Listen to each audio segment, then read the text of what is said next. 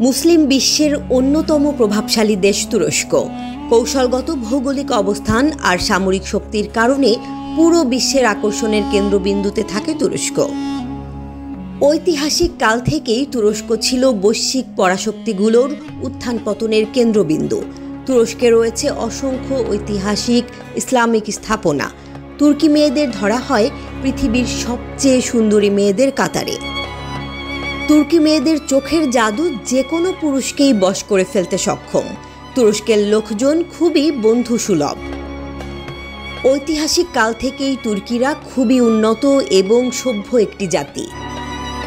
জ্ঞান, বিজ্ঞান, শিক্ষা, সংস্কৃতি সব কিছুতেই রয়েছে তুর্কি জাতির অবাধ বিচরণ। আজ থেকে কয়েক শতাব্দী আগেও পুরো তুরস্ক ছিল একটি খ্রিস্টান সংখ্যাগরিষ্ঠ দেশ। সংখ্যাগরিষ্ঠ মানুষ ছিল ক্যাথলিক খ্রিস্টান। এমনকি তুরস্কের ইস্তাম্বুল শহর ছিল খ্রিস্টান শাসিত বাইজেন্টাইন সাম্রাজ্যের রাজধানী।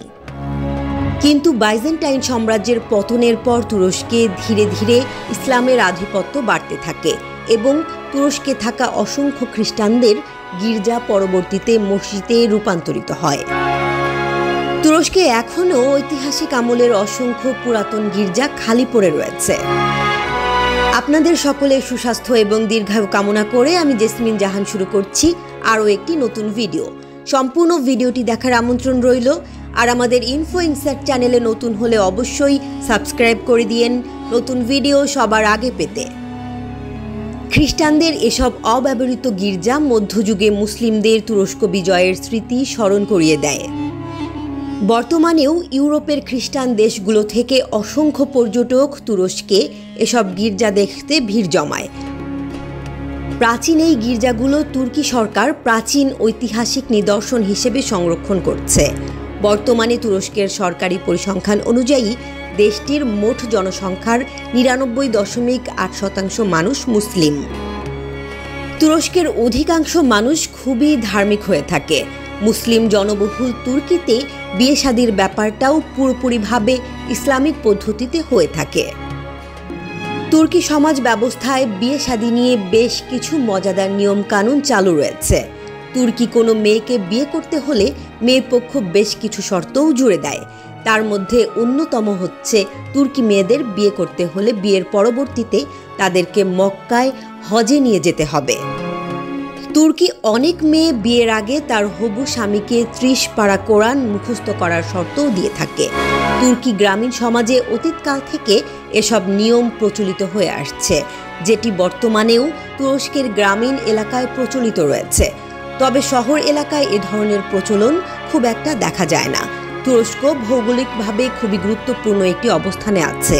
ভৌগোলিক অবস্থানের কারণে দেশটি ইউরোপ এবং এশিয়ার সংযোগস্থল হিসেবে কাজ করে। তুরস্কের একটি অংশ ইউরোপে এবং অপর একটি অংশ এশিয়াতে অবস্থিত। ইউরোপ এবং এশিয়ার মধ্যে অবস্থান হওয়ার কারণে তুরস্ককে ইউরেশিয়ান দেশও বলা হয়ে থাকে।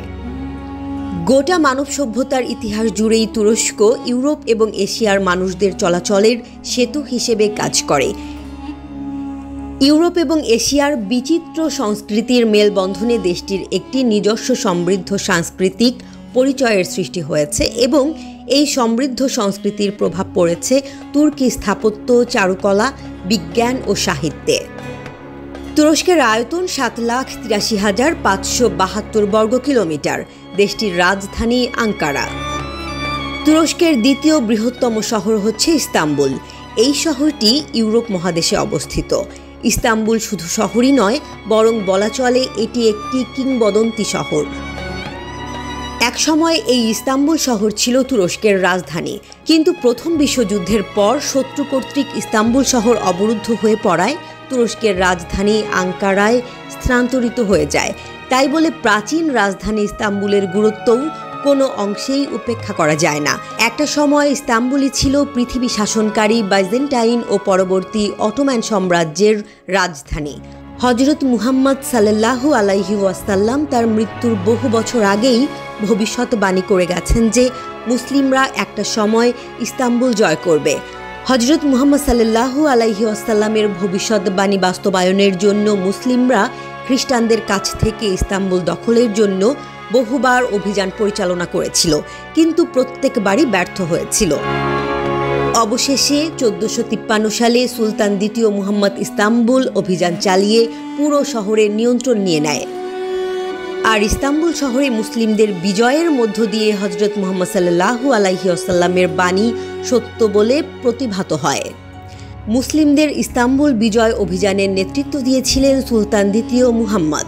তিনি ছিলেন মাত্র 19 বছর বয়সের টকবগে তরুণ এই সুলতানের রণকৌশলের কাছে পরাস্ত হয় বাইজেন্টাইন সাম্রাজ্যের রাজধানী।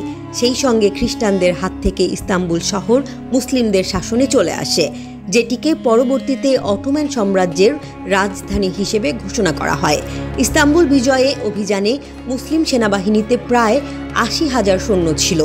বড় কামানের গোলাবর্ষণের মধ্য দিয়ে শহর অবরোধ শুরু হয়। তাছাড়া নৌবাহিনীর 145টি জাহাজও তাতে অংশ নেয়। এর মধ্যে 12টি গ্যালি এবং 25টি পরিবহন জাহাজ ও ছোট নৌকাও ছিল। অবশেষে সুলতান মুহাম্মদ ইস্তাম্বুল বিজয়ের প্রথম দিন শহরে প্রবেশ করে আয়া সুফিয়ায় যায় এবং সেখানে নামাজ পড়েন। তখন তিনি বলেছিলেন, এখন থেকে আমার সিংহাসন ইস্তাম্বুল। মূলত বিরতিসহ একাধারে 54 দিনের অবরোধের পর ইস্তাম্বুল বিজয় হয়েছিল।